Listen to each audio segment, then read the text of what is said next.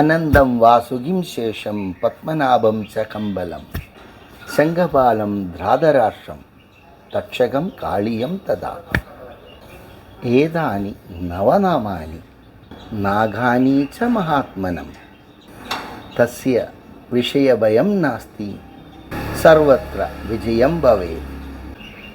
ഈ 9 സർപ്പങ്ങളെ നമ്മൾ പ്രാർത്ഥിക്കുകയാണെങ്കിൽ ഒരിക്കലും സർപ്പ വിഷബാധ നമ്മൾ കേൾക്കില്ല എന്നാണ് പറയുക. വിശ്വാസങ്ങൾ വളരെ മനോഹരമാണ്.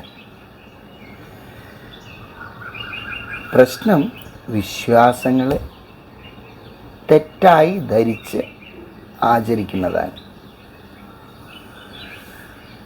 സർപ്പങ്ങൾ എന്നാൽ യഥാർത്ഥത്തിൽ ഊർജപ്രവാഹങ്ങൾ എന്നാണ്. തരംഗരൂപത്തിൽ സഞ്ചരിക്കുന്നതെല്ലാം സർപ്പങ്ങളാണ് തന്ത്രം പറയുന്നു.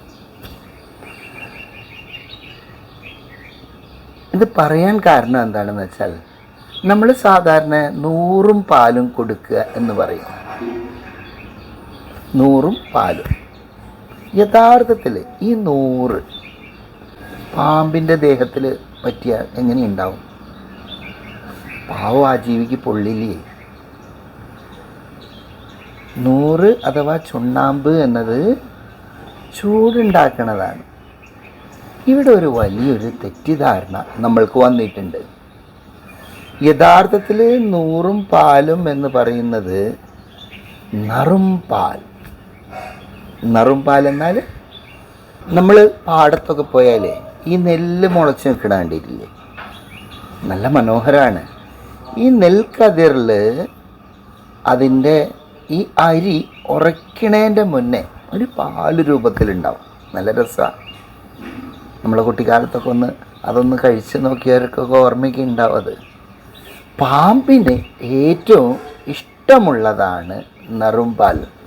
അതായത് നെല്ലിൻ്റെ ഉറയ്ക്കാതെ നിൽക്കുന്ന ആ വെള്ള കളറുള്ള പാല്. യഥാർത്ഥത്തിൽ പാമ്പിന് നിവേദിക്കേണ്ടത് അതാണ്. കാലം കുറേ കഴിഞ്ഞപ്പോൾ നറുംപാൽ 100 പാലുമായി.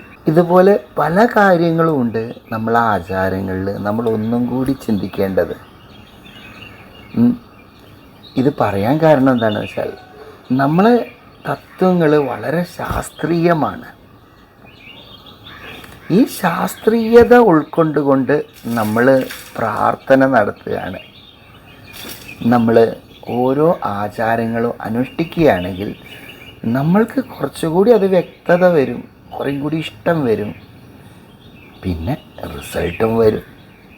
ഓരോ ആചാരങ്ങളും അതിൻ്റെ പിന്നിലുള്ള ശാസ്ത്രീയതയും അറിഞ്ഞ് ഭഗവാനെ അറിഞ്ഞുകൊണ്ട് ഭഗവാനെ പൂജിച്ചാൽ ഭഗവാന്റെ അനുഗ്രഹം കൂടിയല്ലേ ചെയ്യുക? ശരിയല്ലേ? ഇന്ന് ആയില്യം. എല്ലാവർക്കും ആയില്യം ആശംസകൾ.